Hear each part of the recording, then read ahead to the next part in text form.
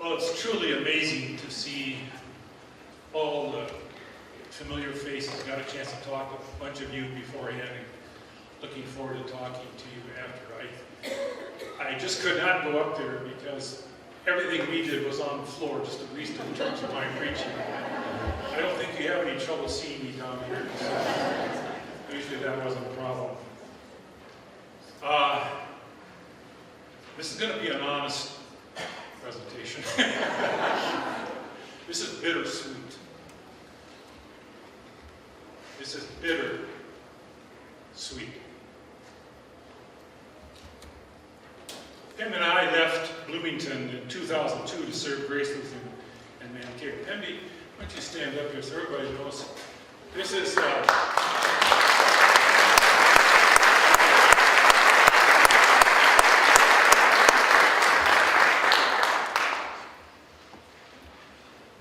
shouldn't have done that now because I have a hard time. Pemby has just been tremendous. And of course, most of you knew her as Pat, and that was her choosing. But anyway, the 13 years we spent at Resurrection were extraordinary. All of you that we knew were amazing, an amazing group of people.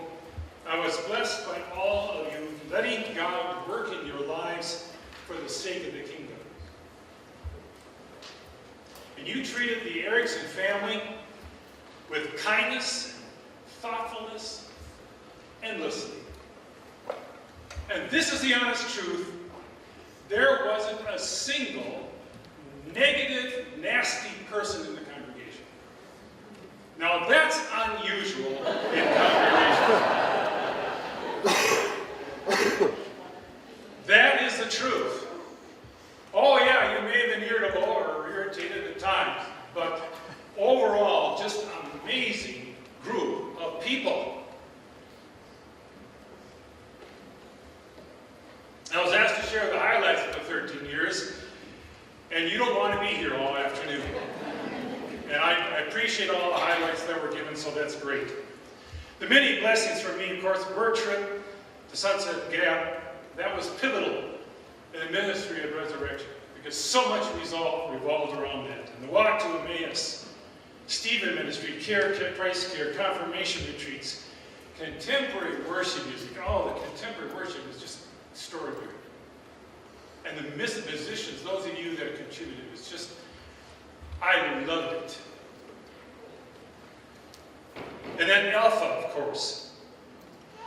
And then in the original building, the highlight was watching Marlon Hull set up and take down the dividers.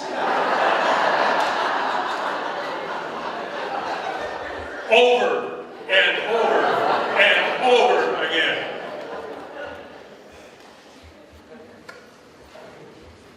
And it was just as well to stay away, get out of the way of him doing it. Some tried, but then we messed it up because there was a system to it.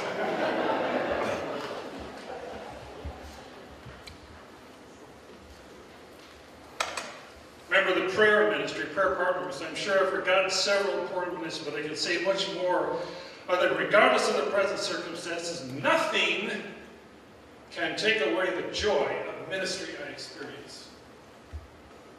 Don't let anyone, anything take the joy from you today or ever, okay? We claim the joy of Jesus Christ in our hearts and our lives, and we celebrate that every day, regardless of what happens. Thanks be to God. I'm not done yet, so. It was about service. I saw young people come alive spiritually in worships and serving others as transformational. But I'd like to also say something about the present. I share the following passage with you that has been with me since the beginning of my ordained ministry, starting in Scottsdale, Arizona. I'm going to read these words, 2 Corinthians 4, 7 through 11. And I would encourage you to reflect on that passage later. But we have this treasure, I'm sorry I didn't have it up here, but we have this treasure in clay jars, You are clay jars, I am a clay jar. We have this treasure in clay jars so that it may be made clear that this extraordinary power belongs to God and does not come from us.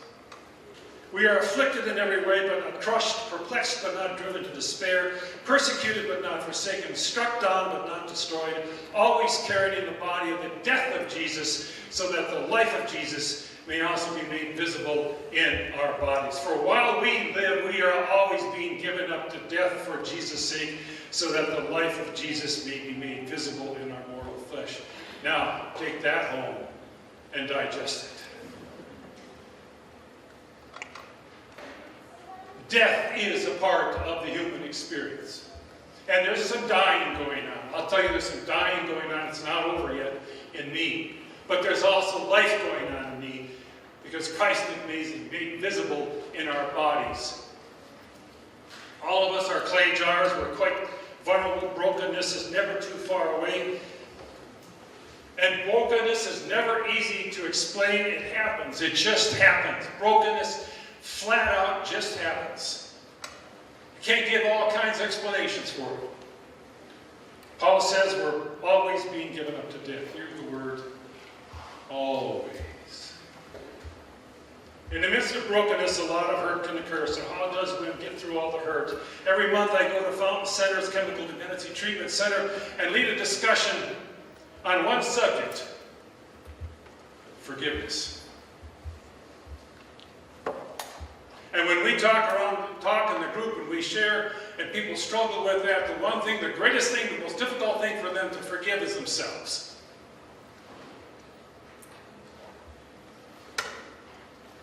If we have feelings of hurt or regret or anger or resentment, the path that leads us through those feelings is forgiveness, one layer at a time. I remember on a work trip, we were in a house and we were removing linoleum from the floor. And the floor was literally like this. 7 layers of linoleum.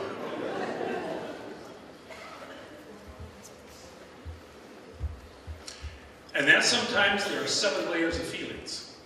Resentments, hurt, pain. And you know what gets them off? Forgiveness. Forgiveness. We are to forgive even if a person doesn't deserve to be forgiven, even if I don't deserve to be forgiven or deserve to forgive myself. And we probably even have to forgive God. God, why did you let this happen? He can handle it. I think God understands that we need to say that to Him, because sometimes the brokenness can be overwhelming.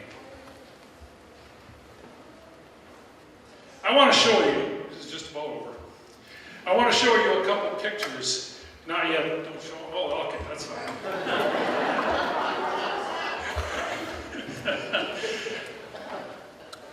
I want to show you a couple pictures from a hike I took at National Park. Fortunately, I'm not going to show all 400. This hike came right after I received a call. I was approaching the entrance into Glacier National Park, and the pastor, he had no idea where I was. I sort of knew where I was. And we had a conversation. He said, and by the way, Resurrection is shutting down. I had no clue. I was in total shock. It's a good thing I was driving slowly. As I was listening, shouldn't be driving, talking on the phone. So I let God speak to me this hike. I said, okay, God.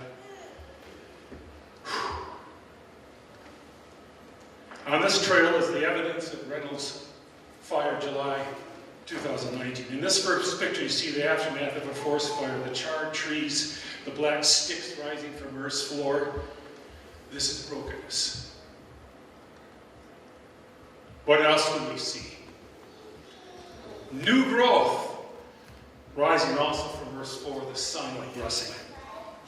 This next picture, you see more new growth and a path forward. And may I suggest that path forward is forgiveness. The only way we get through all of that is to forgiveness. Of ourselves, of each other, whatever. And finally, you see the picture of St. Mary Falls. That was the destination of the hike. And I hear that passage from the Gospel of John, out of the believer's heart shall flow rivers of living water. When I look at all of you out here, so many familiar faces, I see a waterfall of blessings. You are marvelous people. You blessed me beyond imagination. And that really mean that.